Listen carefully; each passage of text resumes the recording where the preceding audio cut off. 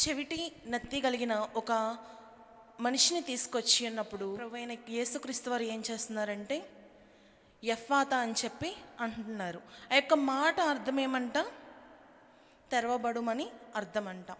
ఈ యొక్క విషయాన్ని మనం గమనిస్తూ ఉన్నట్లయితే ఆయన ప్రతీది సృజించిన తర్వాత ఏమని పలికారు? అది మంచిదని దేవుడు చూచెను. మరి అది మంచిదని దేవుడు చూసినప్పుడు ఇవన్నీ ఎక్కడి నుంచి వచ్చినవి? తెరవబడు అని అర్థము. తెరవబడుట అనే పదాన్ని మనం ఎప్పుడు యూజ్ చేస్తూ ఉంటాము? ఏదైనా మూయబడి ఉన్నప్పుడే దాన్ని తెరవబడుట అని చెప్పి మనము ఆ యొక్క పదాన్ని వాడుతూ ఉంటాము. అసలు ఏం మూయబడింది? దేవుడు సమస్తాన్ని మనకి మూసేది ఇవ్వలేదు కదా, అన్నీ స్పష్టముగా ఇచ్చారు కదా. మరి ఏది మూయబడి ఉంది? ఎందుకు మూయబడి ఉంది? ఎప్పుడు మూయబడి ఉంది? మనం ఏదైనా ఒక విషయాన్ని ఆలోచించేటప్పుడు ఆ యొక్క చుట్టూ ఉన్న విషయాలను మనము ఆలోచించవలసి వస్తుంది. మనం ఆదికాండం 1వ అధ్యాయంలో చూస్తున్నట్లయితే దేవుడు సమస్తాన్ని కూడా మంచిదిగానే సృజించి ఉన్నాడు. ఏ యొక్క విషయాన్ని కూడా ఆయన సగంలో వదిలివేయలేదు, చెడ్డదిగా ఆయన ఏది సృజించలేదు. చూసిన ప్రతి ఒక్క దానిని ఆయన మంచిదిగానే చేసి ఉన్నారు. అయితే మనం ఇక్కడ చూస్తున్నట్లయితే 3వ అధ్యాయము 5వ వచనం చదువుదామండి. ఆదికాండము. ఏలయనగా మీరు వాటిని తినుదినమున మీ కన్నులు తెరవబడననియు మీరు మంచి చెడ్డలు ఎరిగిన వారై దేవతల వలె ఉందిరనియు దేవునికి తెలియనని స్త్రీతో చెప్పగా. చాలండి. ఇక్కడంట కన్నులు తెరవబడుననియు అని చెప్పి ఆ యొక్క అపవాది ఎవరితో మాట్లాడుతూ ఉన్నాడు? అబ్బతో మాట్లాడుతూ ఉన్నాడు. అక్కడ చూస్తున్నట్లయితే దేవుడు వారికి కన్నులు ఇచ్చి ఉన్నాడు. ఇచ్చి ఉన్నారా లేదా? వారు కన్నులతో సమస్తాన్ని చూస్తున్నారా లేదా? కానీ కన్నులు తెరవబడుననియు అని చెప్పి ఆ యొక్క అపవాది అబ్బతో మాట్లాడుతూ ఉంది. ఈ యొక్క విషయాన్ని మనం గమనిస్తూ ఉన్నట్లయితే మనం ముందుగా ఆలోచించవలసింది ఏంటంటే, వారికి కన్నులు ఉన్నవి, కానీ ఏం తెరవబడాలంట? మంచి చెడు తెలుసుకోవాలంట. ఇక్కడ చూస్తున్నట్లయితే అంతవరకు కూడా చెడు అనేది వారికి తెలియదు. వారు దేవునితో సహవాసము కలిగి దేవునితో జీవించుచున్న వారు ఎలా ఉన్నారు? మంచిగా ఉన్నారు. ఎప్పుడైతే మీ కన్నులు తెరవబడతాయి, మీకు మంచి చెడులు తెలుస్తాయి అని చెప్పి ఆ యొక్క అపవాది అబ్బతో చెప్పి ఉందో, అప్పుడు వారి జీవితాల్లో ఏమై ఉన్నదంటే చెడు అనేది ప్రవేశించి ఉన్నది. హల్లెలూయా. దేవుడు మనకి ఇచ్చి ఉన్న దేవునితో సహవాసము మూయబడింది. ఏం మూయబడింది? దేవునితో సహవాసము మూయబడింది. ఎప్పుడైతే వీరు కన్నులు చెడును చూడటం, చెడు వైపు ఆకర్షించడం మొదలయ్యిందో దేవుడు వీరికి ఇచ్చిన ఏదైనా వనము నుంచి వీరు గెంటివేయబడ్డారు. ఏదైనా వనము మూయబడింది. ఆయన యొక్క దూతలను అక్కడంట కావిలించినట్టుగా మనం చూస్తూ ఉంటాము. ఇక్కడ చూస్తున్నట్లయితే వారికి దేవుడు నిత్యమైన సంతోషాన్ని ఇచ్చి ఉన్నాడు, అలాగే మంచిని మాత్రమే చూచే కన్నులను ఇచ్చి ఉన్నాడు. కానీ వీరు ఎప్పుడైతే ఏ యొక్క ఆశకండి? పండ్లంట కన్నులకు రమ్యముగాను అందమైనవిగాను కనిపించినప్పుడు ఆటోమేటిక్గా ఈవిడ దానివైపు ఆకర్షింపబడింది. ఈవిడ హృదయము దానివైపు మరల్చబడింది. ఎప్పుడైతే ఈ హృదయం అటువైపు మరల్చబడిందో ఆ యొక్క పాము చెప్పే మాటలను ఆమె నమ్మేసింది. కానీ అక్కడ చూస్తున్నట్లయితే దేవుడు ఏం చెప్పాడు? మీరు వాటిని తినిన దినమున నిశ్చయముగా చచ్చెదరు. ఈ యొక్క మాటను మనం చూస్తున్నట్లయితే దేవునితో ఆ యొక్క సహవాసాన్ని ఎప్పుడైతే కోల్పోయారో మంచిదిగా ఇవ్వబడిన ప్రతి ఒక్కటి వారికి వ్యతిరేకముగా మరల్చబడింది. అప్పటి వరకు చూస్తున్నట్లయితే ఎటువంటి పండ్లు కొరుకుటయో లేదు, ఎటువంటి క్రూరత్వము లేదు, ఎటువంటి అసూయ, పగ, ద్వేషము, ప్రతీకారాలు, మరణము లేదు. ఎప్పుడైతే వీరు దేవునితో సహవాసము మూయబడిందో ఏం జరిగింది? ఎప్పుడైతే దేవునితో సహవాసము మూయబడిందో దుష్టునితో సహవాసం తెరవబడింది. వీరు అప్పటి వరకు దేవునిని చూచుచు దేవునితో సహవాసము చేయుచు దేవునికి దగ్గరగా ఉన్న వీరు చెడును ఎప్పుడైతే చూడటం మొదలుపెట్టారో వీరి యొక్క జీవితాలను పూర్తిగా అపవాది ఏలనారంభించాడు. అవునా కదా? ఈ యొక్క విషయాన్ని మనం గమనించినట్లయితే దేవుడు సమస్తాన్ని మంచిగా ఇచ్చినా కానీ అవ్వమ్మ గారు ఏం చేశారంటే దుష్టుని యొక్క మాటకు లోబడ్డారు. మొదటిగా మనం చూస్తున్నట్లయితే ఇక్కడ వీరి కన్నులు మూయబడినవి. దుష్టుని యొక్క మాటలు విన్నప్పుడు ఎప్పుడైతే వీరు చెడును చూడడం ఆరంభించారో మంచిని చూడటం పూర్తిగా మూసివేసి ఉన్నారు. వీరి యొక్క ఆశ, వీరి యొక్క తలంపులు, వీరి యొక్క తపన ఎటుందంట? దేవునిలో ఉందా, వ్యతిరేకముగా ఉందా? ఆయన ఏం చెప్పారు? ఇవి తినిన దినమున నిశ్చయముగా మీరు చచ్చెదరని చెప్పారు. కానీ ఆ యొక్క మాటను వీరు పెడచెవిన పెట్టి వీరు ఏం చేసి ఉన్నారంటే ఆ యొక్క మాటకు లోబడి ఉన్నప్పుడు నిజంగానే వీరి కన్నులు తెరవబడినవి. కానీ తెరవబడిన వీరి కన్నులు మంచిని చూడటానికి అయితే కాదు, కానీ చెడును చూడటానికి, మంచి సహవాసాన్ని కోల్పోవడానికి సహాయపడినవి. హల్లెలూయా. మనము సంఖ్యాకాండంలో చూస్తున్నట్లయితే 22వ అధ్యాయము 31వ వచనము. అంతలో యెహోవా బిలాము కన్నులు తెరిచెను గనుక దూసిన ఖడ్గము చేత పట్టుకుని త్రోవలో నిలిచియున్న యెహోవా దూతను అతడు చూచి తల వంచి సాష్టాంగ నమస్కారము చేయగా. చాలండి. ఇక్కడ చూస్తున్నట్లయితే బిలాము ఎవరు? దేవుని యొక్క ప్రవక్త యొక్క కన్నులంట అప్పుడు తెరవబడినాయంట. దానికి కారణం ఏంటంటే అతడు బాలాకు రాజు చూపించిన ధన ఆశ వైపు అతడు మరల్చబడ్డాడు. దేవుడు మొదటిసారి ఆ యొక్క రాజు తన పనివారిని పంపించినప్పుడు తండ్రి అయిన యెహోవా ఏం చెప్తారంటే వారితో నీవు వెళ్ళొద్దు అని చెప్పి. రెండో పర్యాయం వచ్చినప్పుడు అడిగినప్పుడు యెహోవాయే వెళ్ళమని చెప్పి సెలవిస్తారు. కానీ యెహోవా దూత అతనికి విరోధముగా వచ్చి నిలబడిందని చెప్పి మనం చూస్తూ ఉంటాము. దానికి కారణం ఏంటంటే అతడు ధనాశ వైపు అతని కళ్ళు మరల్చబడ్డవి. దేని వైపు? ధనాశ. అందుకని చెప్పి అతని కన్నులు మూయబడినాయి కనుక దేవుని ప్రవక్త, దేవునితో సహవాసం కలిగి దేవుని యందు జీవించవలసిన వాని కన్నులు మూయబడినవి. ఆ యొక్క విషయాన్ని ఎవరు తెలియజేస్తూ ఉన్నారంటే గాడిద. నేను ఎప్పుడన్నా నీకు వ్యతిరేకంగా చేశానా? ఎందుకని నువ్వు నన్ను కొడుతున్నావు అన్నప్పుడు యెహోవా ఆయన కన్నులు తెరవగా దూసిన ఖడ్గము చేత పట్టుకున్న దూత అతనికి కనిపిస్తూ ఉందండి. మనం గమనించవలసింది ఏంటంటే మొదట్లోనే దేవుడు మనకి ఆయనతో సహవాసాన్ని ఇచ్చి ఉన్నాడు. ఆ యొక్క సహవాసాన్ని మనము కోల్పోయి దేవుడు మంచిని చూడటానికి మాత్రమే ఇచ్చిన కన్నులను మనం మూసివేసి ఆ యొక్క పండును తిన్న తర్వాత చెడును చూడటం ప్రారంభించాము. అక్కడ చూస్తున్నట్లయితే దేవునితో సహవాసము ఉన్న ప్రవక్తగానే కనిపిస్తూ ఉన్నారు. అతడంట ఎవరిని శపిస్తే వారు శపింపబడతారని చెప్పి శత్రురాజుకు తెలిసినప్పుడు అతడు ఇజ్రాయేలీలను శపించడానికి ఇజ్రాయేలీల ప్రవక్తనే పిలుస్తూ ఉన్నట్లుగా మనం చూస్తూ ఉంటాము. అవునా కదా? అంటే అతని యొక్క ఈ సహవాసము దేవునితో ఎంతగా ఉందంటే శత్రుదేశం వరకు కూడా వెళ్ళింది. ఏమని? అతడు ఎవరినైతే శపిస్తారో వారు శపింపబడతారు అని. అతడు ఆ రాజు ఈయనను ఎందుకు పిలుస్తున్నాడంటే వారిని శపించడానికే పిలుస్తూ ఉన్నాడు.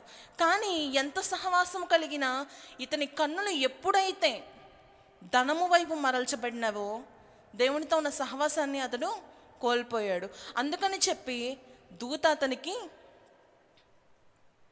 వ్యతిరేకి అయి నిలిచి ఉన్నది. హల్లెలూయా. మనం గమనించవలసిన విషయం ఏంటంటే ఈరోజు మనము దేవుని యొక్క సన్నిధిలోనే ఉంటున్నాము, కానీ మనము కూడా ఎటువంటి జీవితాలు జీవిస్తున్నామంటే కన్నులు మూయబడిన యొక్క పరిస్థితిలో మనము ఉన్నాము. మందిరానికి వస్తున్నాం కానీ మన కన్నులు ఎలా ఉన్నాయండి? లోకాశల వైపు, లోకతలంపుల వైపు అలానే ఉన్నాయి. కానీ మనము మన యొక్క కన్నులను దేవునిలో నిలిపిన వారముగా లేము. దేవుని మందిరానికి వస్తున్నాము కానీ మనము గ్రుడ్డివారమై ఉన్నాము. ఆయన చూపించుచున్న యొక్క మార్గమును మనము వ్యతిరేకించుచు మనకిష్టమైన మార్గంలో నడుస్తూ ఉంటున్నాము. అవునా కదా? ఇక్కడ అవ్వను చూస్తున్నట్లయితే దేవుడు ఏమన్నాడు? ఆ యొక్క పండును తినవద్దు అన్నాడు. ఆ యొక్క సర్పము చెప్పిన మాటలను అవ్వ గ్రహించుకోవాలా వద్దా? ఆమె కన్నులుంది కానీ అంధత్వంలోకి వెళ్ళిపోయి ఏం చేసిందంటే దేవునితో ఉన్న సహవాసాన్ని కోల్పోయిందిగా కనిపిస్తుంది. ఇక్కడ మనం చూస్తుంటే బిలాము ప్రవక్త అయ్యుండి కూడా ఏం చేశాడు? ధనాశ వైపు లోబడి దేవునితో ఉన్న సహవాసాన్ని కోల్పోయిన వాడిగా మనము చూస్తూ ఉంటాము. హల్లెలూయా. ఈరోజు మనల్ని మనం గమనిస్తూ ఉన్నట్లయితే ఆయన అనేక పర్యాయాలు ఈ యొక్క పనిని మీరు చేయవద్దు, ఇలా ఉండుట నాకు నచ్చదు, ఇలా ఉండుట మీకు తగదు అని చెప్పి అనేక పర్యాయములు చెప్పండి అనేక మంది పాస్టర్ల ద్వారా, అనేక మంది వ్యక్తుల ద్వారా, అనేక మంది మనుషుల ద్వారా దేవుడు తెలియపరుస్తూనే ఉన్నాడు.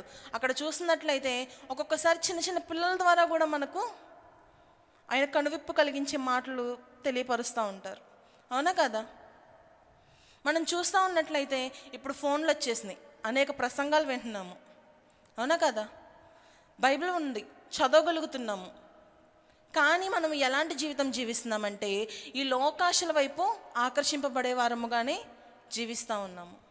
మనకి లోకము ఎలా కనిపిస్తుందంటే రమ్యముగాను అందమైనదిగాను కనిపిస్తుంది.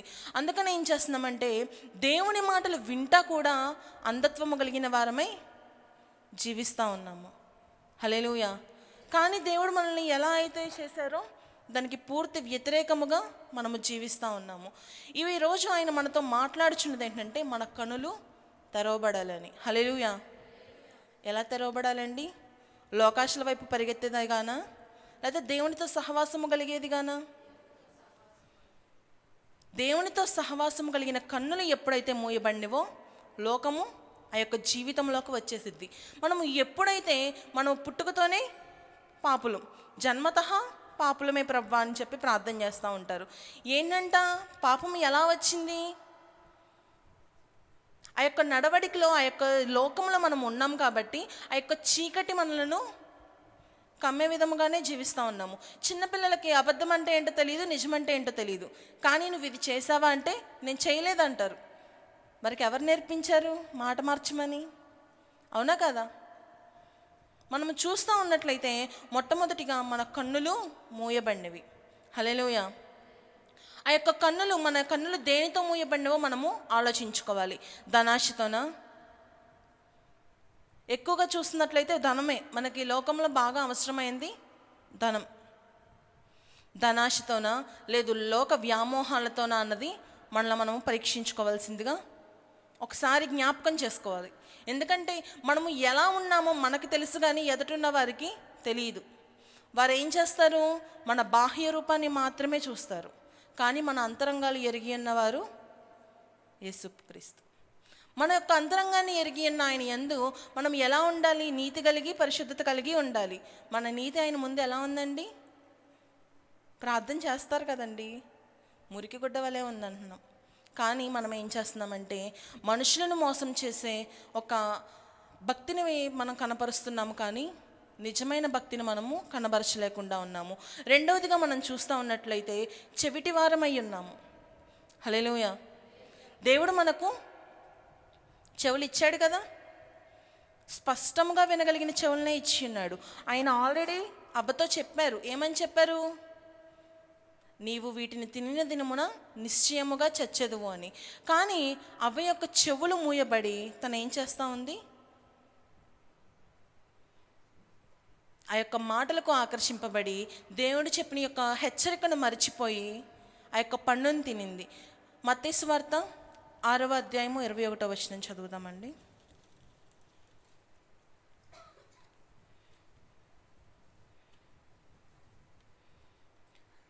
దేహమునకు దీపము కన్నే గనుక నీ కన్నులు తేటగా ఉండిన ఎడల నీ దేహమంతయు వెలుగుమయమయ్యుండును. నీ కన్నులు చెడినదైతే నీ దేహమంతయు చీకటిమయమయ్యుండును. హల్లెలూయా. ఇక్కడ మనం చూస్తూ ఉన్నట్లయితే కన్నే అంట దేహానికి వెలుగు. ఎప్పుడైతే అవ్వ తన కన్నుని లోకము వైపు తిప్పిందో, ఎప్పుడైతే దేవుడు చెప్పిన హెచ్చరిక వైపు నుంచి ఆమె అపవాది ప్రలోభపెట్టిన ప్రలోభం వైపు తిరిగిందో ఆ యొక్క దేహమంతయు చీకటి అయిపోయింది. కయ్యను మనం జ్ఞాపకం చేసుకున్నట్లయితే కయ్యను తన తమ్ముడైన హేబేలును చంపేశాడని చెప్పి అందరికీ తెలుసా తెలీదా? అప్పటి వరకు క్రూరత్వం లేదు, అప్పటి వరకు అసూయ లేదు, అప్పటి వరకు ద్వేషం లేదు, పగ లేదు, ప్రతీకారాలు లేవు. కానీ మరి చంపవలసిన అంత ఇతనికి క్రూరత్వం ఎక్కడి నుంచి వచ్చింది? అవ్వ కన్నులు ఎప్పుడైతే దేవునితో సహవాసాన్ని కోల్పోయినవో వాళ్ళ యొక్క జీవితాలను ఎవరు ఆయాలని ఆరంభించారు? అపవాది ఏలన ఆరంభించాడు. కాబట్టి ఎంత క్రూరత్వం వచ్చిందంటే తన తోడబుట్టిన వాడైన హేబేలుని చంపేస్తున్నాడు. దేవుడు ఏం చెప్తాడు? నీ వాకిట పాపము పొంచి ఉంది, దానికి నీ మీద వాంఛ కలుగును అని చెప్పి ఆయన చెప్పి ఉన్నారు. కానీ ఆ యొక్క మాటను గ్రహింపలేని చెవిటత్వంలోకి వెళ్ళిపోయి తన తమ్ముడిని చంపివేసి ఉన్నాడు.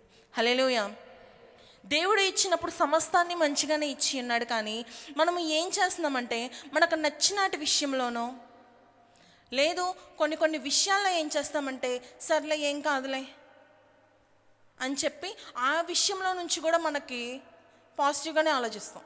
దేవుడికి ఈ విషయం నచ్చదని తెలుసు, కానీ ఏం చేస్తామంటే కొన్నిసార్లు లోకంలో ఉన్న వారి కోసమో లేదు ఆ యొక్క సమయానికి సర్లే ఏమైందిలే చిన్నదేగానో ఏదో ఒక విషయంలో మనము పొరపాటు చేస్తూనే ఉన్నాము. మన కన్నులు, మన చెవులు, మన నోరు ప్రతి ఒక్కటి కూడా మూయబడే యొక్క దీనికి మనమే చేస్తూ ఉన్నాము. ఆయన మన కన్నులను తెరిచి ఉన్నారు కనుక ఈరోజు మనం ఏం చేస్తున్నాము? దేవుని యొక్క మందిరానికి వచ్చి ఆయనే నిజదేవుడని కూర్చుంటున్నాము. కానీ ఆయన యొక్క సత్యాన్ని మనము పూర్తిగా గ్రహించట్లేదు. హృదయం కొవ్వినదయంట, కన్నులు మందగించినాయంట. ఈరోజు ఆ యొక్క విషయాన్ని మనం చూస్తున్నట్లయితే యెషయా ప్రవక్త ఇజ్రాయేలీల గురించి మాట్లాడుతూ ఉన్నాడు. ఇజ్రాయేలీలు ఎవరండి? ఇజ్రాయేలీలు ఎవరు? దేవుని శిష్యులే కదా, ఆయన ఏర్పరచుకున్న జనాంగమే కదా, ఆయన మాటను అనుసరించవలసిన వారే కదా, అవునా కదా? కానీ వారి గురించి యెషయా ప్రవక్త ఏమంటున్నాడంటే వారి చెవులు, వారి కన్నులంట మందమైపోయి ఉన్నాయంట. ఈరోజు మనం చూస్తూ ఉన్నట్లయితే మనం ఆయన యొక్క మందిరానికి వస్తున్నాము, ఆయన యొక్క పాటలు పాడుతున్నాము, ఆయన యొక్క మాటలు వింటున్నాము, ఆయన చెప్పుచున్న వాక్యాలన్నింటినీ మనం చదువుతున్నాము. కానీ మన యొక్క కన్నులు మూయబడిన వారమై లోకంలోకి వెళ్ళినప్పుడు ఇదేనొక దాని వైపు ఆకర్షింపబడి ఆయన యొక్క మాటలను మనము వదిలేస్తూ ఉన్నాము. కానీ ఆయన ఎలా ఉండాలని మనల్ని ఆశపడుచున్నాడు? సమస్తాన్ని ఆయన కలుగు చేసినప్పుడు సమస్తాన్ని కూడా మనము ఏలాలనే ఆయన ఆశపడ్డాడు. కానీ మనం ఏం చేస్తున్నామంటే అపవాది యొక్క ఏలుబడిలోకి వెళ్ళిపోతున్నాము. ఆయన మనల్ని కడిగారు, ఆయన యొక్క రక్తంలో మనల్ని పవిత్రపరిచారు. కానీ మరలా జంతు స్వభావము పోలిన వారమై ఆ యొక్క దానిలోకి వెళ్ళిపోతూ ఉన్నాము. అవునా కదా? దేవుడు ఎవరి స్వరూపమందు చేసుకున్నాడు? మన స్వరూపమందు మన పోలిక చొప్పున నరుని చేయదమని చెప్పి మనం చూస్తాం కదా. కానీ మనం ఏ స్వభావం పోలిన వారమై ఉంటున్నాము? ఒక జంతువుని ఎంత కడిగినా కానీ అది మరలా బురద దగ్గరకే వెళ్ళిద్ది, అవునా కదా? దానిని అంటే తీసుకొచ్చి సింహాసనం మీద కూర్చోపెట్టినా కానీ ఆ జంతువుకి ఆ సింహాసనం విలువేంటో తెలియదు. మనం ఎలా జీవిస్తున్నాము? దేవుని స్వభావము కలిగి మంచిగా జీవిస్తున్నామా, లేదు జంతు స్వభావము కలిగి ఆ యొక్క బురదను పూసుకునే వారముగా ఉన్నామా? దేవుడు చూస్తున్నట్లయితే ఎన్నోసార్లు ఎన్నో పర్యాయాలు ఈ యొక్క పని నాకు అసహ్యమైనది, ఈ యొక్క పనిని మనము చేయకూడదు, నా యొక్క మాటల్లో జ్ఞాపకం చేసుకోండి అని ఆయన ఎన్నో పర్యాయాలు ఎన్నో రకాలుగా మనలను హెచ్చరించి ఉన్నారు. కానీ ఆ యొక్క కన్నులు మనము మూసివేయబడిన వారమై మరలా అదే యొక్క తప్పును చేస్తూ ఉన్నాము. మనము మార్కు సువార్తలో చూసినట్లయితే ఆయన నిట్టూర్పు విడిచి ఎఫ్ఫాతా అని పలికెను. హల్లెలూయా. ఏం కనబడుతుందండి? ఆయన నిట్టూర్పు విడిచి ఎఫ్ఫాతా అని పలికెను. మత్తయి సువార్త 13వ అధ్యాయము 14వ వచనం చూద్దామండి.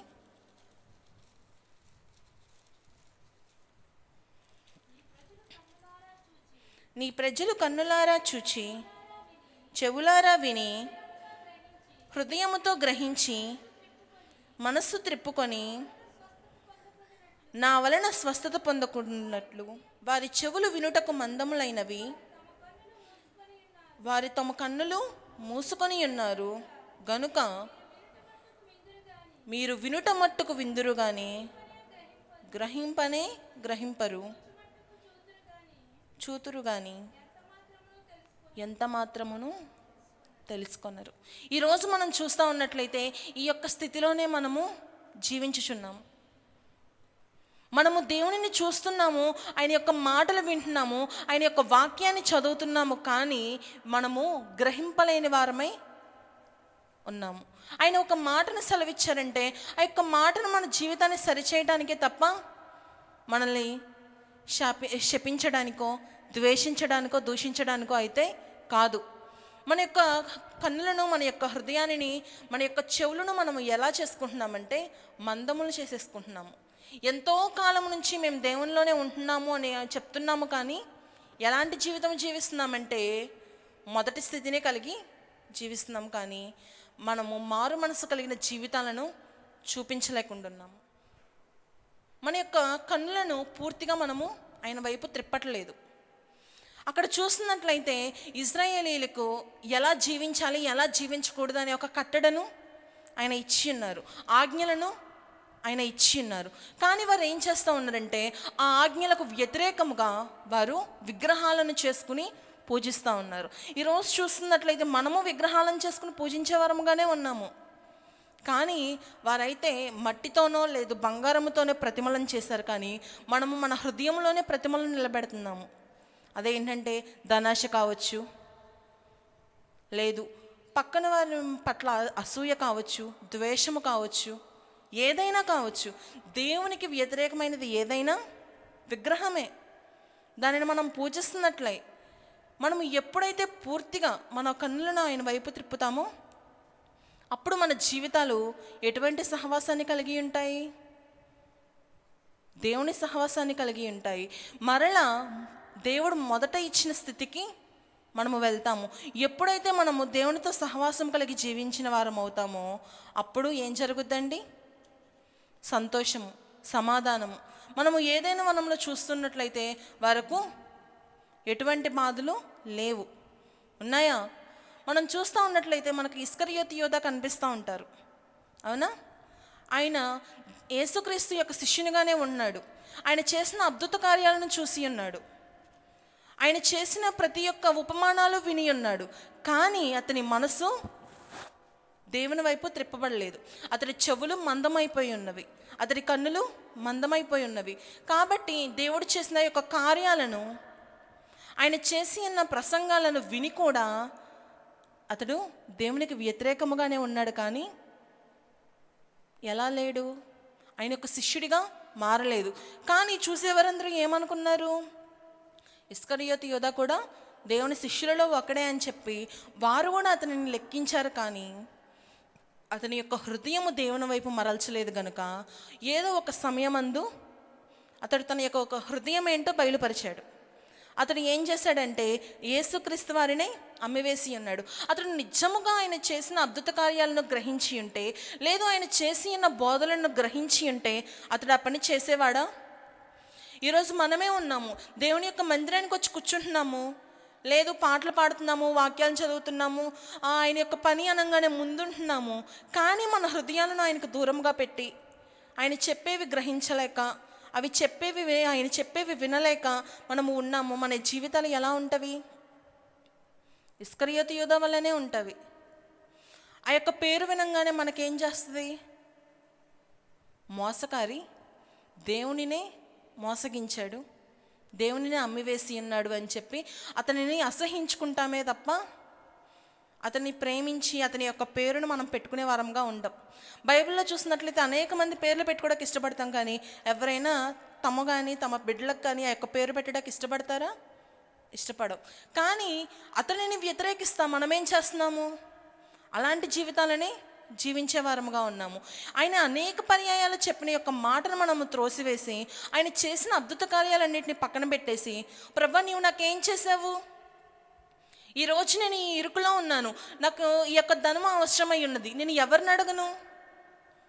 నువ్వు నా మొర్ర వింటున్నావా అని చెప్పి మనం ఆయనను దూషించే వారముగానే ఉంటున్నాం. కానీ చిన్న శ్రమ ఏంటండి? లోకంలో ఉండే చిన్న శ్రమ, ఏదైనా అనారోగ్యమే కావచ్చు, లేదు ఏదైనా ఆర్థిక పరంగా కావచ్చు, లేదు ఏదైనా ఉద్యోగ సమస్యలు కావచ్చు, ఏదైనా ఒక చిన్న విషయంలో మనకు జరగవలసింది జరగలేదనుకోండి, ఏం చేస్తాము? వెంటనే దేవునిని దూషించడానికి మనం ముందుకొచ్చేస్తూ ఉంటాము. మనం చూస్తూ ఉన్నట్లయితే ఎలా ఉండాలి? మనం లోకంలో సంబంధించిన వాటి కొరకు అడిగే వారముగా ఉండాలా, లేదు మనం ఆత్మ సంబంధమైన వారమై ఆత్మ సంబంధమైన వాటిని అడిగే వారముగా ఉండాలా? కానీ మనం ఎలా జీవిస్తున్నామంటే, ప్రభా ఆకాశవాకులు లుప్పి ధన సమృద్ధిని దయచేయ. ఆకాశవాకులు లుప్పాలంట దేనికోసం? ధన సమృద్ధి కోసం అంట. మనం ఎంతసేపు కూడా లోకంలో అవసరమైన తాత్కాలికమైన వాటి కోసం అడుగుతున్నామే కానీ అక్షయమైన వాటిని అడగట్లేదు. మన జీవితాలు ఎంతవరకు కూడా లోకము వైపు ఆకర్షింపబడే ఉంటున్నవి, మన కనులు దేవునితో ఉన్న సహవాసాన్ని కోల్పోయే ఉన్నవి అంటానికి మొదటి ఉదాహరణ ఏదైనా ఉందంటే అదే మన యొక్క ప్రార్థన. ఎలా ఉంటుంది? మనం అడగకముందే మన అక్రతులన్నీ తీర్చే దేవుడని తెలుసు కదా. మనం తల్లి గర్భంలో రూపింపబడకముందే మన తల వెంట్రుకలన్నీ లెక్కించగలిగిన దేవుడని మనకు తెలుసు కదా. కానీ మనం ఏం చేస్తూ ఉంటున్నాము? ఆ యొక్క విషయాలన్నింటినీ పక్కన పెట్టేసి అడిగామంటే, ప్రభా నాకు ఒక పెద్ద ఇల్లు కావాలి, చక్కగా మంచి వాహనాలు కావాలి, నా బిడ్డలు మంచి ఉద్యోగాలు చేయాలి, నేను చేయించిన ప్రతి కష్టంలో నాకు లాభాలు కావాలి. కానీ ఏం అడగాలి? ప్రభా ఈ రోజంతా నేను పాపం చేసి ఉన్నానేమో, నా పాపాన్ని క్షమించు, నేను తెలియక నీకు వ్యతిరేకంగా ఉన్నానేమో అని చెప్పి మనం ప్రార్థించాలి. కానీ మనం ఏం చేస్తూ ఉంటామంటే, ప్రార్థించే నిమిషము అర నిమిషమైనా కానీ మన యొక్క లోక సంబంధమైన అవసరతల కొరకే అడుగుతూ ఉంటాము. మనము యుక్తమైన దానిని ఎప్పుడైతే ఎంచుకుంటామో అప్పుడు సమస్తము మనకు దొరుకుతాయి. మనము రాజైన సొలొమోనును చూస్తున్నట్లయితే, నీకేం కావాలని దేవుడు అడిగినప్పుడు, ప్రభా జ్ఞానము కావాలి, నీ యొక్క ప్రజలను ఏలటానికి నాకు జ్ఞానము సరిపోదని చెప్పి అడిగాడు. కానీ ఆయన ఏం చేశాడు? నువ్వు రాజుల తలలు అడిగుంటే రాజుల తలలు ఇచ్చేవాడిని, లేదు నువ్వు ఇంకేది అడిగినా ఇచ్చేవాడిని, నువ్వు జ్ఞానమై యుక్తమైన దానిని అడిగావు కనుక సమస్తాన్ని నీకు ఇస్తున్నానని చెప్పి అతని యొక్క పరిపాలనా కాలంలో దేశము నెమ్మది కలిగి ఉండుట మనం చూస్తూ ఉంటాం.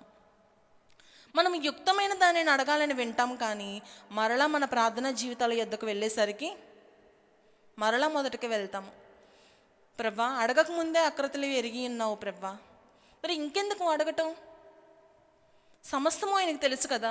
యోబు గారిని చూస్తూ ఉన్నట్లయితే, ప్రభా నాకున్న ధనము, నాకున్న సమృద్ధి, నాకున్న పశుపక్షులు అవన్నీ అభివృద్ధి అవ్వాలి అని చెప్పి ఆయన అడగట్లేదు. కానీ నా బిడ్డలు ఎక్కడ పాపం చేస్తున్నారు, నేను ఎక్కడ పాపం చేస్తున్నాను అని చెప్పి అతడు అనుదినము భయపడుచు బలులర్పించేవాడిగా మనము చూస్తూ ఉన్నాము. అతనికి సమస్య వచ్చినాను తొదకు ఏం జరిగింది? అంతకంతకు ఆయన ఆశీర్వదించాడు, రెట్టింపే ఆశీర్వదించారు కదండి. ఎందుకంటే యోబు పరిపూర్ణమైన సహవాసము దేవునితో కలిగి ఉన్నాడు కనుక తనకి ఎటువంటి కష్టం వచ్చినా, ఎటువంటి వ్యాధి వచ్చినా, ఎటువంటి నష్టం కలిగినా, తన బిడ్డలను అతను కోల్పోయినా కానీ అతను ఏమంటున్నాడంటే, యెహోవా ఇచ్చెను, యెహోవా తీసుకొనెను. ఆ యొక్క మాటను పలుకుతున్నాడు తప్ప, ప్రభా కోల్పోయిన ప్రతి ఒక్కటి నాకు తిరిగి కావాలి అని చెప్పి అతడు ఎక్కడా కూడా అడగట్లేదు. మనం గమనించవలసిన విషయం ఏంటంటే, దేవునితో మనము సరి అయిన సంబంధము కలిగి ఉన్నప్పుడు లోక సంబంధమైనవి కాక ఆత్మ సంబంధమైన వాటిని ఆశిస్తాము. ఈ యొక్క లోకంలో మనం ఎంతకాలం బ్రతుకుతామండి? ఒకప్పుడు 100 సంవత్సరాలు బ్రతికే వాళ్ళేమో ఇప్పుడు ఎక్కడో 1 కనబడుతున్నారు, కానీ గట్టిగా 80 సంవత్సరాలు బ్రతికే వాళ్ళని కూడా మనం చూడట్లేదు. ఒకవేళ 100 సంవత్సరాలు బ్రతికినా ఈ 100 సంవత్సరాలు బ్రతికే ఈ యొక్క శరీరం మీద ఇంత ఆశ పెంచుకుని ఈ యొక్క శరీరం కోసమే ఇంత కష్టపడుతున్నప్పుడు ఆ యొక్క నిత్య జీవంలోకి ప్రవేశించాలంటే ఎంత ప్రార్థన చేయాలి, ఎంత కష్టపడాలి? అవునా కదా? ఈ యొక్క జీవితం శాశ్వతమా? నిత్య జీవం ఒకటి ఉందని మనం నమ్ముతాం కదా, ఆ యొక్క విషయాన్ని మనం గ్రహించాం కదా. కానీ ఇప్పుడు జీవించే ఈ జీవితం మీదే ప్రేమ పెంచుకుని ఆశ పెంచుకుంటున్నాం తప్ప నిత్య జీవము ఎలా ఉంటుందో, దాన్ని మనము ఎలా సంపాదించుకోవాలో, దాన్ని మనం ఎలా కోల్పోకుండా ఉండాలి అనే విషయాలను మనము ఆలోచించము. అంటే మనము ఎవరిని మోసం చేస్తున్నట్లు? మనల్ని మనమే మోసం చేసుకుంటున్నాం. మనం పరలోక రాజ్యానికి వెళ్ళకపోతే దేవుడికి ఏమైనా నష్టం కలిగిద్దా? ఎటువంటి నష్టము ఆయనకైతే లేదు. కానీ మనం ఏం చేస్తున్నామంటే ఈ లోకాశల వైపుకు వెళ్ళిపోయి మన జీవితాలకు మనమే నష్టము కలిగించుకుంటున్నాము. మనం చూస్తూ ఉన్నట్లయితే మన బిడ్డలంటే మనకు ఎంతో ప్రేమ ఉంటుంది, తల్లిదండ్రులంటే మనకు ఎంతో ప్రేమ ఉంటుంది, అవునా? మన తోడబుట్టిన వారంటే మనకు ఎంతో ప్రేమ ఉంటుంది. కానీ ఫస్ట్ మనం మారము, నెక్స్ట్ వాళ్ళని మార్చడానికి ఆశించం. మనం మారిన వారమైతే మన జీవితాలు నిజంగా మార్చబడితే వారే దేవుని వైపు ఆకర్షింపబడతారు, అవునా కాదా?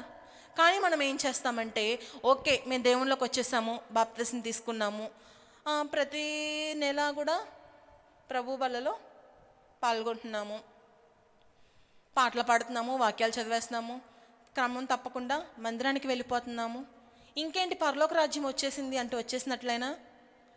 అట్లా చూసినట్లయితే ఇస్కరియోతు యోధ కూడా రాత్రింపగళ్ళు దేవుని కనిపెట్టుకునే ఉన్నారుగా. ప్రభువైన యేసుక్రీస్తు వారిని విడిచి అతడు ఉన్నాడా? ఆయన చేసిన ప్రతి ఒక్క అద్భుత కార్యాన్ని చూసి ఉన్నాడు, అవునా?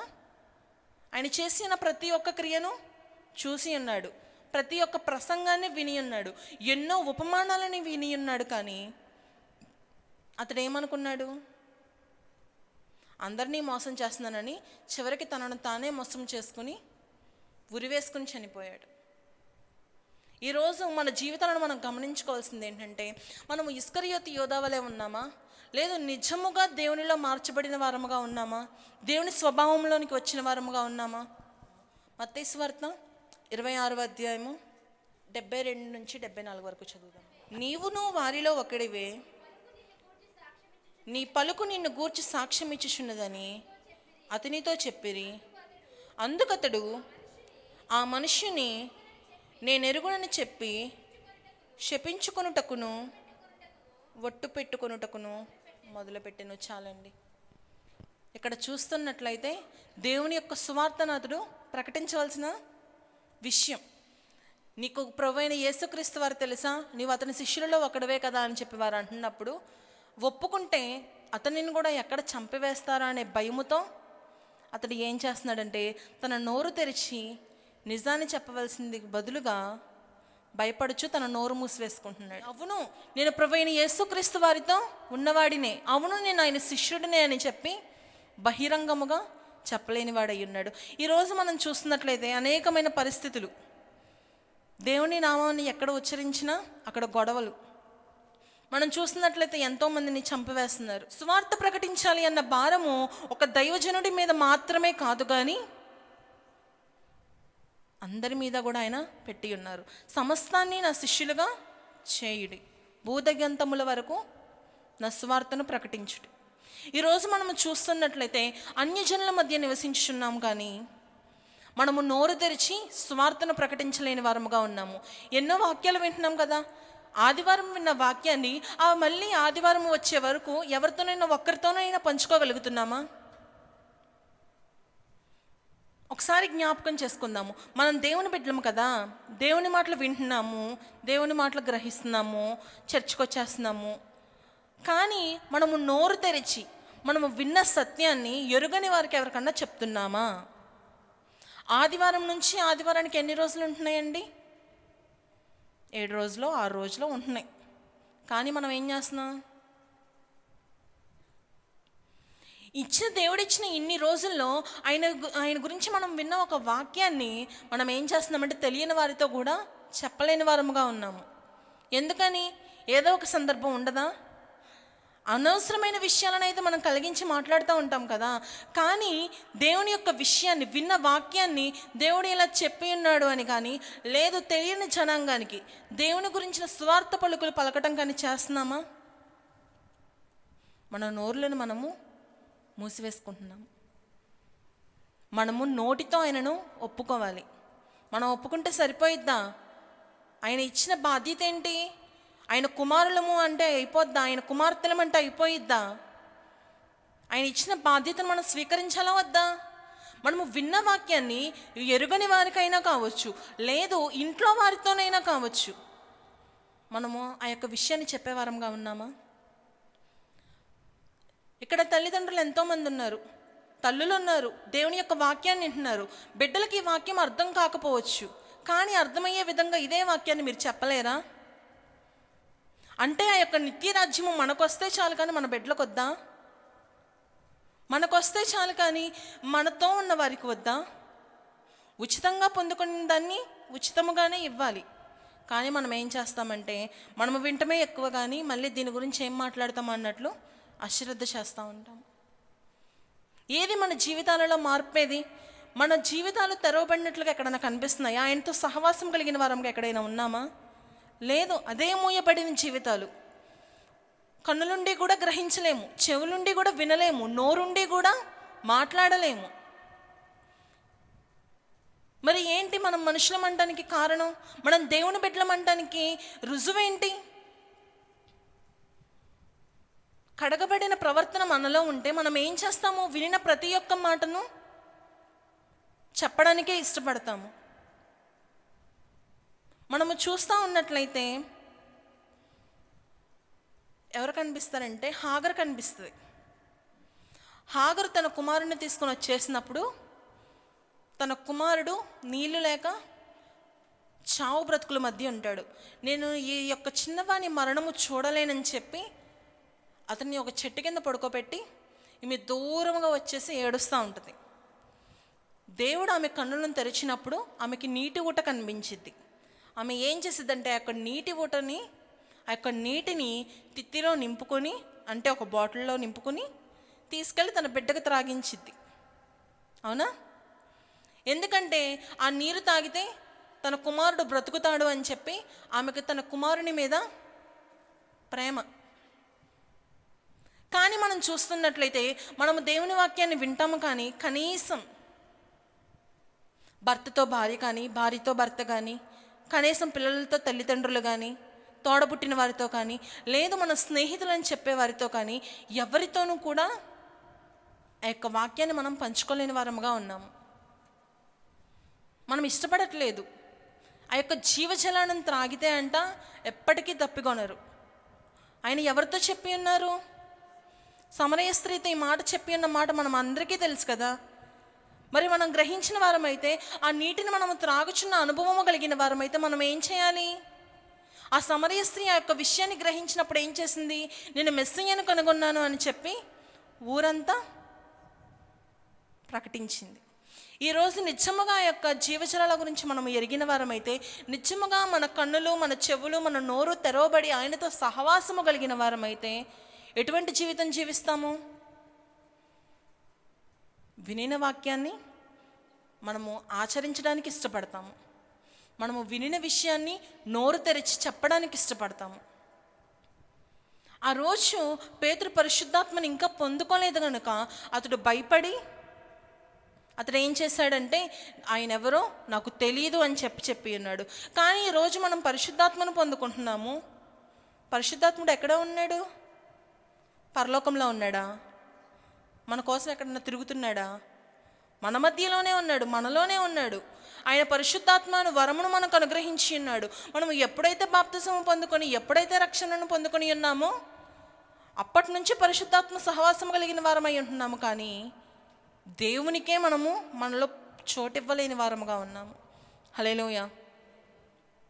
కాబట్టి ఏం చేస్తున్నామంటే లోకము వైపు, లోకాశల వైపు, లేదు లోకంలో అవసరమైన వాటిని అడిగే వారంగా ఉన్నామే, కానీ పరముకు సంబంధమైన వాటిని కానీ, లేదు నిత్య జీవానికి సంబంధించిన వాటిని కానీ, లేదు మనతో ఉన్న వారికి మనం ఏ విషయాన్ని కూడా చెప్పలేని వారముగా ఉన్నాము. హల్లెలూయా. మనం ఏదైనా విషయాన్ని వింటే అదేం చేస్తామంటే వెంటనే పక్కనున్న వారితో చెప్పడానికి ఇష్టపడతాం. అది ఏ విషయమైనా, ఆశ్చర్యకరమైనదైనా కావచ్చు, సంతోషపెట్టేదైనా కావచ్చు, బాధ కలిగేదైనా కావచ్చు, ఆ యొక్క విషయాన్ని వేరే ఒకరితో పంచుకోవడానికి ఇష్టపడతాం. అందరితోనూ కాకపోయినా కొంతమందితో ఏం చేస్తామంటే మన యొక్క బాధ అయినా, సంతోషమైన ఏదైనా చెప్తాము. అవునా? ఎందుకంటే దానివల్ల మనకి ఏదో ఒకటి కలిగింది కాబట్టి. మనకి ఆ యొక్క శ్రమ వల్ల బాధ కలిగింది కాబట్టి చెప్తాము, లేదు ఆ యొక్క విషయం వల్ల మనకు ఆనందం కలిగింది కాబట్టి చెప్తాము, లేదు కొత్త విషయాన్ని విన్నాము కనుక మనకు ఆశ్చర్యం కలిగింది కనుక చెప్తాము. కానీ ఏది మనము దేవునిలో గ్రహించలేని వారం కనుకే ఏది ఎవరికీ కూడా చెప్పట్లేదు. మనము ఎప్పుడైతే మనము వినిన విషయాలను బిడ్డలకు చెప్పడం ప్రారంభిస్తామో వారికి కూడా జీవజలాలను త్రాగించిన వారమే అవుతారు. నిత్య జీవంలోనికి వారిని నడిపించిన వారమే అవుతాము. అక్కడ చూస్తున్నట్లయితే హాగర్ ఏమంటుందంటే, ఈ చిన్నవాని చావుని నేను చూడలేను. మన బిడ్డలకు అపాయం కలిగిద్దంటే మనం చూడగలమా? ఆ యొక్క విషయాన్ని దూరంగా ఉంచడానికి వారిని కొట్టడమో, తిట్టడమో, భయపెట్టడమో చేస్తాము. అవునా కదా? ఈ లోకంలో జీవించడం వలన వారు నిత్య నరకాగ్నిలోకి వెళ్ళిపోతారని మనకు తెలిసినప్పుడు మనం ఏం చేయాలి? దేవుని యొక్క మాటల ద్వారా వారిని హెచ్చరిస్తూ వారిని బాల్యము నుంచే దేవునిలో నడిపించవలసిన వారమై ఉన్నాం. ఫస్ట్ ఏం చేయాలి? మనల్ని మనము సరి చేసుకోవాలి. మనము వినాలి, గ్రహించాలి. మనము విని గ్రహించిన దానిని మనము వినని వారికి చెప్పాలి. ఈ యొక్క విషయాన్ని మీరు వినొచ్చు, కానీ ఇక్కడ చాలామంది వినలేదు, చాలామంది లేరు. అవునా? మనకి కుదిరిన వారితో వీలైనంత మట్టుకు ఎప్పుడైతే దేవుని యొక్క మాటను చెప్తా ఉంటామో అప్పుడు మనము పరిపూర్ణమైన అనుభవంలోనికి వెళ్తూ ఉంటాము. కొన్ని పర్యాయాలు మనం చూస్తున్నట్లయితే చదివిన దానికన్నా కూడా చెప్పినప్పుడు ఎక్కువ అర్థమవుద్ది. చదివినప్పుడు ఏం చేస్తామంటే చదువుకుంటూ వెళ్ళిపోతాము, కానీ చెప్పినప్పుడు అవును నిజమే కదా, ఈ మాటను నేను ఎందుకు ఇలా అనుకోలేదు. ఈ యొక్క వాక్యాలు మనం ఎన్నోసార్లు చదివిన వారమే, అసలు బైబిల్ చదవకుండా ఉన్న వాళ్ళు లేం కదా. కానీ చెప్తున్న ప్రతి ఒక్కసారి వింటున్నామంటే దాన్ని మనము చదివినప్పుడు గ్రహించట్లా, కానీ వినినప్పుడు గ్రహించినప్పుడు ఏం చేయాలి? దాన్ని మనం ఆచరించాలి, వినని వారికి చెప్పాలి. దేవుడు మనకు నోరిచ్చింది ఎందుకు? గొడవలు పెట్టుకోమనా, ద్వేషాన్ని చూపించమనా, కోపాన్ని చూపించమనా? ఆయన నోరిచ్చినప్పుడు ఆ యొక్క నోటితో మనం సువార్త ప్రకటించాలా వద్దా? కన్నులు చెవులు అనేవి మనల్ని మనము రక్షించుకోవడానికి ఉపయోగపడితే నోరు అనేక మందిని రక్షించడానికి ఉపయోగపడే ఒక సాధనం. మనము విన్నప్పుడు, మనం ఆ యొక్క విషయాలను గ్రహించినప్పుడు, మనం ఎప్పుడైతే ఆ యొక్క ప్రకారముగా జీవిస్తామో అనేక మంది ఆకర్షించబడతా ఉంటారు. మనము చూస్తున్నట్లయితే అగ్ని మండుచున్నది కానీ పొద కాలిపోవట్లేదు ఏంటా అని చెప్పి ఈయనకే ఆశ్చర్యం కలిగి వెళ్ళాడు, కానీ ముందే ఆయనకి పిలుపు వినిపించలేదు. అవునా కదా? మనం చూడవలసింది ఏంటంటే ఎప్పుడైతే ఈ లోకానికి వ్యత్యాసముగా మనం ఎప్పుడైతే దేవునిలో జీవిస్తూ ఉంటామో వీరు ఎందుకని మనలాగా లేరు, వీరు ఎందుకని ఇలా ఉన్నారు అని చెప్పి ఎప్పుడైతే మన పట్ల అనేక మందికి ఒక ఆశ్చర్యం కలుగుద్దో వారు ఏం చేస్తారంటే దేవుని గురించి తెలుసుకొనటం ప్రారంభిస్తారు. లేదు, అలాంటి పరిపూర్ణమైన జీవితంలోకి మనము వెళ్ళే ఈ యొక్క సమయంలో అయినా మనకి దేవుడు నోరిచ్చాడు కనుక మనము నోరు బాగుగా తెరిచి దేవుని యొక్క మాటలను ప్రకటించవలసిన వారంగా ఉన్నాము. ఆయన ఏం చెప్తున్నాడు? మైక్ పట్టుకుని బోధించమంటున్నారా? లేదు, మనం మన కుటుంబంలోనైనా చెప్పొచ్చు. తెలియని విషయాలను కాదు, తెలిసిన విషయాలనే, విన్న విషయాలనే. కానీ మనం ఏం చేస్తున్నామంటే సరి అయిన అనుభవంలో లేము గనక ఆయన నిట్టూర్పు విడిచి ఎఫ్ఫాతా అని చెప్పి పలుకుతూ ఉన్నారు, అనగా తెరవబడుమనే అర్థం. ఈరోజు మన జీవితాల్లో ఏం తెరవబడాలి? ఫస్ట్ మన చెవులు, మన కన్నులు తెరవబడాలి. ఎందుకంటే ఆయన యొక్క మాటలను మనము గ్రహించి మనము ఆచరించాలి కనుక ఆ యొక్క మాటల ప్రకారంగా మనము జీవించాలి. తర్వాత మనం నోరు తెరిచి మనము విన్న విషయాలను, గ్రహించిన విషయాలను అనేక మందికి చెప్పాలి. ప్రభు అనేక సార్లు ఇశ్రాయేలీయులతో చెప్పిన విషయం ఏంటంటే, ఈ రాళ్ళు ఎందుకు అని చెప్పి మీ బిడ్డలు అడిగినప్పుడు దేవుడు ఇలా కార్యము చేశాడు అని చెప్పి మీరు వారికి చెప్పండి, వారికి సాక్షార్థముగా ఉండుటకై ఇవి చేయండి అని చెప్పి మనం చెప్పినట్లుగా చూస్తాము, చదువుతాము. కాబట్టి మనము చేయవలసింది ఏంటంటే ఫస్ట్ మన కన్నులను, మన చెవులను ఆయన వైపు త్రిప్పి ఆ యొక్క మాటలు గ్రహించవలసిన వారంగా ఉన్నాము. తర్వాత మన నోరు తెరిచి వ్యర్థమైన మాటలను కాదు కానీ దేనిని, దేవుని యొక్క మాటలను చెప్పేదానిగా మనము ఉంచాలి. హల్లెలూయా. ఒకసారి జ్ఞాపకం చేసుకుందాము. మొదటి నుంచి వద్దాం. ఏం చేసింది అవ్వమ్మ? తన ఆశను లోకం వైపు మరల్చి దేవునితో ఉన్న సహవాసాన్ని కోల్పోయి మంచిని చూడటం మానివేసింది. మనము హేబేలుని, కయ్యూని చూసినట్లయితే అతడు తన యొక్క దేహమంతయు చెడినదై అతడు ఏం చేశాడు? తన సహోదరుణ్ణి చంపివేసి ఉన్నాడు. మనం ఇస్కరియోతు యోధను మనం చూస్తున్నట్లయితే అతడు ఏం చేశాడు? దేవునితోనే ఉన్నాడు, కానీ ఆయన యొక్క మాటలు ఎన్నో విన్నాడు, కానీ ఆయన యొక్క చేసిన కార్యాలను, ఆయన దయ్యాలను వదిలించటం, గ్రుడ్డివారికి చూపునివ్వటం, మగవారిని మాట్లాడించడం ఎన్నో చూశాడు, కానీ దేవుని వైపు మనసు తిప్పుకోలేదు. విని కూడా విన్నట్లున్నాడు కాబట్టి ఏమైంది? అతని జీవితం శాపగ్రస్తమైంది. ఈరోజు దేవుడు మనకు అవకాశాన్ని ఇచ్చినప్పుడు అనేక పర్యాయాలను మనల్ని హెచ్చరిస్తూ, మనకి ఒకసారి జ్ఞాపకము చేస్తూ, గుర్తు చేస్తూ ఉన్నప్పుడు మనల్ని మనము ఎప్పుడైతే సరి చేసుకోకుండా ఆ యొక్క జీవితాన్ని జీవిస్తూ ఉంటామో ఏం జరుగుద్ది? ఆ యొక్క శపింపబడిన జీవితాల వల్లే మనవి కూడా మిగిలిపోతాయి. కాబట్టి మనము తెలుసుకున్న విషయాలను మనం ఏం చేయాలి? దేవుని యొక్క మాటను ప్రకటించాలి. బయట చెప్పే ధైర్యం లేని వారు ఏం చేయాలంటే కనీసం ఇంట్లో పిల్లలనైనా దేవునిలో నడిపించడానికి ఇష్టపడాలి. హల్లెలూయా, అవునా కదా? మత్తయి సువార్త 12వ అధ్యాయము 43వ వచనం నుంచి చదువుదామండి.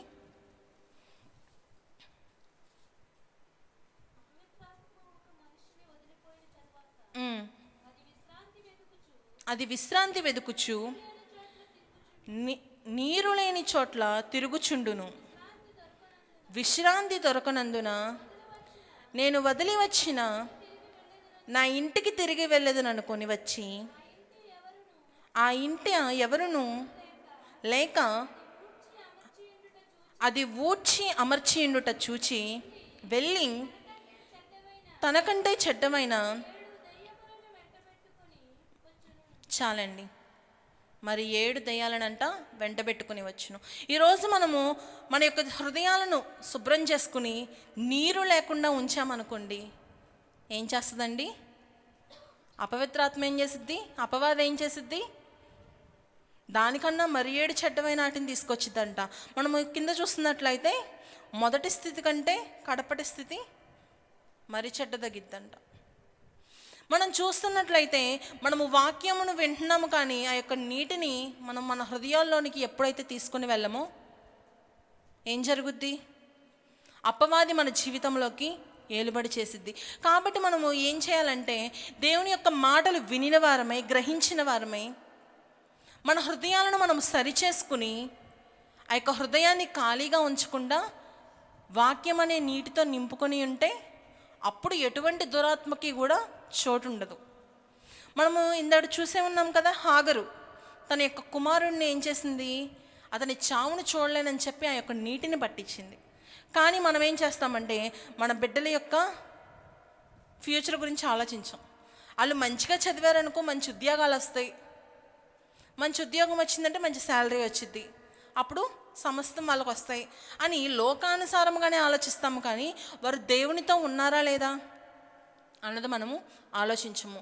మనము ఎప్పుడైతే ఆ యొక్క జీవజలాలను మన హృదయం నిండా నింపుకుంటామో మన హృదయంలో నుంచి ఏమొచ్చిద్ది? హృదయంలో నుంచి వచ్చినా, నోటి నుండి వచ్చినా ఆ యొక్క జీవపు నీరు, ఆ యొక్క నీరును గురించిన మాటే వచ్చిద్ది, కానీ మరి ఏది కూడా రాదు. దానివలన ఏం చేస్తామంటే మనము మన జీవితాలను, మనతో ఉన్న వారి జీవితాలను దేవుని వైపు త్రిప్పిన వారం అవుతాము. హల్లెలూయా. కాబట్టి ఆయన ఇచ్చిన చెవులను, ఆయన ఇచ్చిన కన్నులను, ఆయన ఇచ్చిన నోరును దేనికి ఉపయోగించాలి, దేనికి ఉపయోగించకూడదు అన్నది మనము గ్రహించాలి. అవ్వకి దేవుడు కన్నులు ఇచ్చాడు. ఆ యొక్క కన్నులు ఎందుకు ఇచ్చాడంటే ఆయనతో సహవాసం కలిగి ఉండమని, ఆయన చేసిన మంచిని అంతటినీ చూడమని, ఆ మంచిని అనుభవించమని. కానీ అవ్వేం చేస్తుందంటే ఆ యొక్క పండు వైపు ఆకర్షింపబడి దేవుడిచ్చిన కన్నులను కోల్పోయి లోకం అనే ఆశలో కన్నులు తెరవబడి తన దేవునితో ఉన్న సహవాసాన్ని కోల్పోయి బాధలు కొని తెచ్చుకున్నట్లుగా మనకు కనిపిస్తూ ఉంటుంది.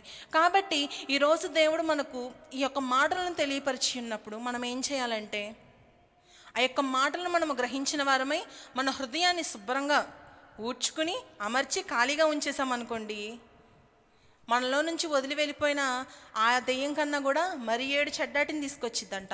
కాబట్టి మనం ఏం చేయాలంటే వాక్యముతో నింపుకొని ఆ యొక్క మాటలను గురించి, ఆ యొక్క సత్యమును గురించి మనము నోరు తెరిచి ఎప్పుడైతే మనము నోటితో ఒప్పుకుంటామో ఆ యొక్క కార్యాలు మన జీవితంలోనూ, మనము వినుచున్న వారి జీవితాల్లోనూ నెరవేరుతాయో దేవుని యొక్క కృప మనతో ఉంటుంది, దేవుని యొక్క సహవాసము మనతో ఉంటుంది.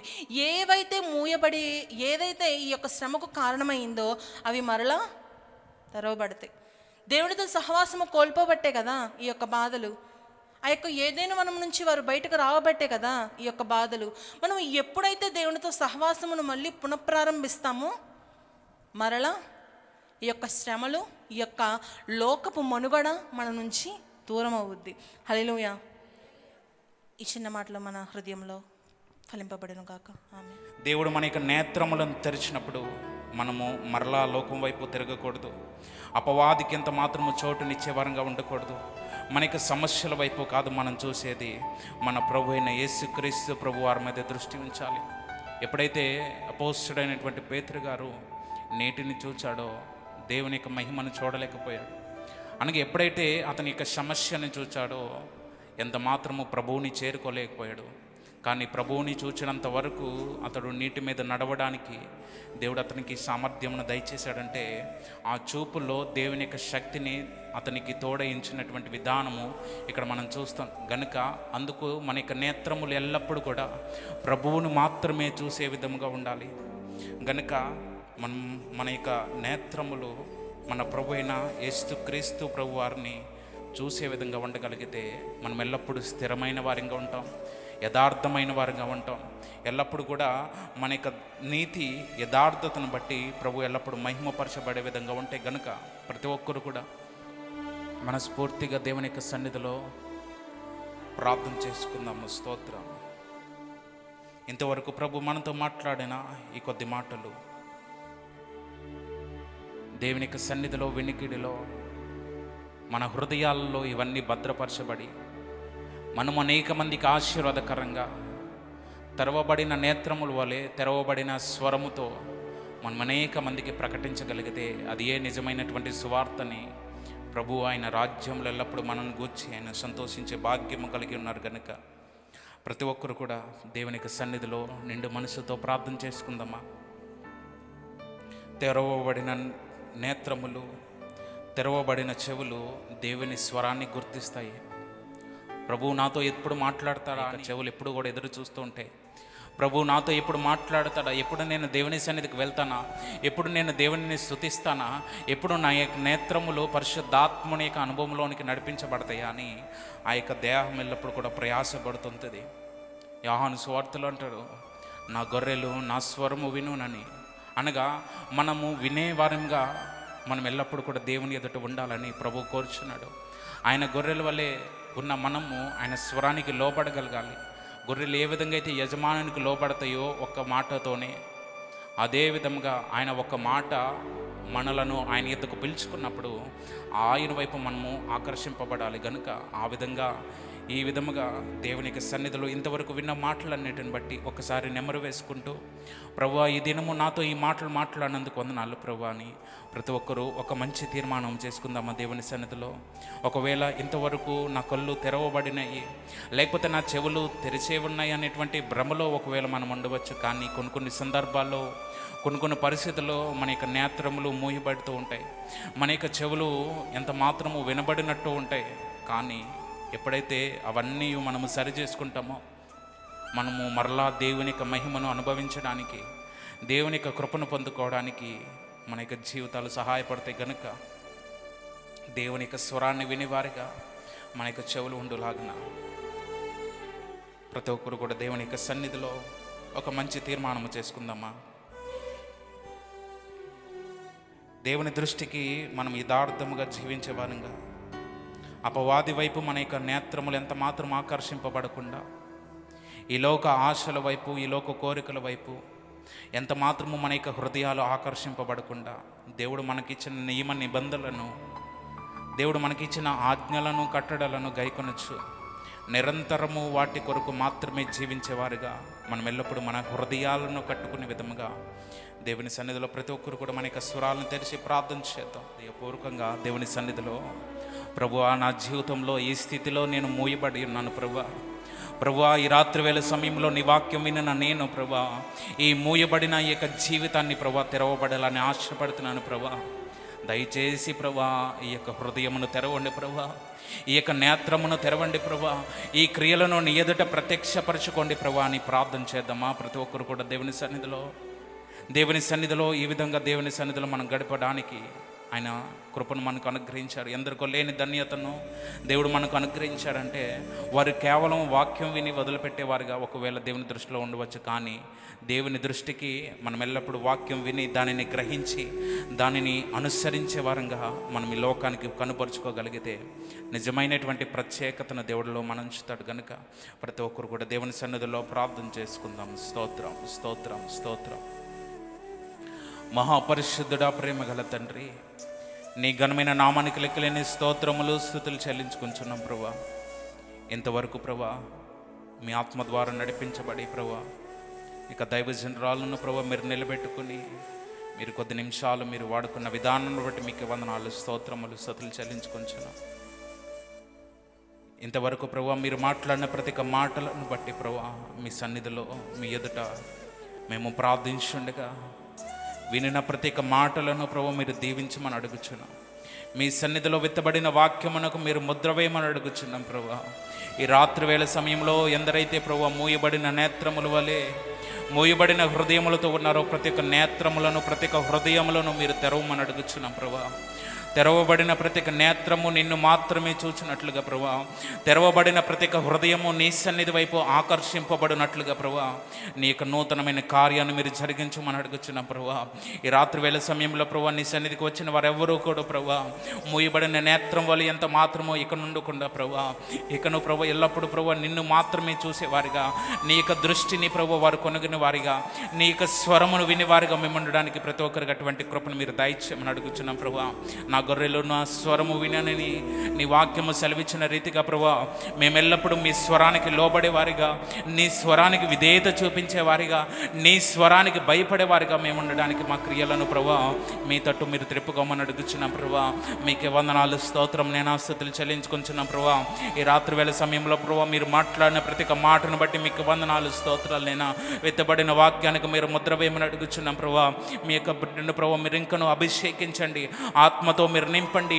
ఇంకా అనేక సందర్భాల్లో ప్రభా అనేక పదాలుగా ప్రభా మాతో నీ యొక్క దైవ సందేశాన్ని పంచుకోవడానికి ప్రభా నీ యొక్క కృపను ప్రభా బిడ్డకు మీరు దయచేయమని అడుగుచున్నాం ప్రభా.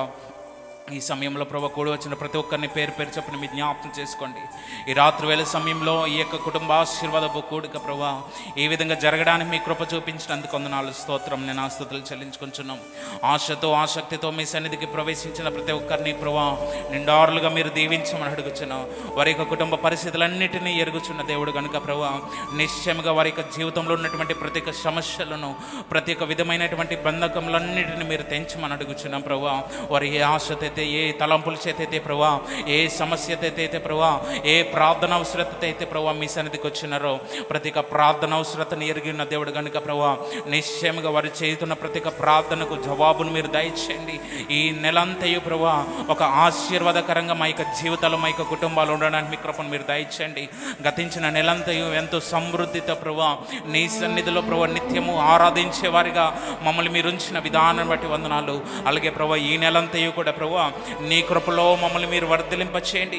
మా యొక్క ప్రభా వారు చేసిన ప్రతి ఒక్క ఉద్యోగాల్లో వారి యొక్క చేతి పనిలో వారి యొక్క కష్టం అంతటిలో ప్రభా నీ కృపను వారికి మీరు తోడుగా ఉంచండి.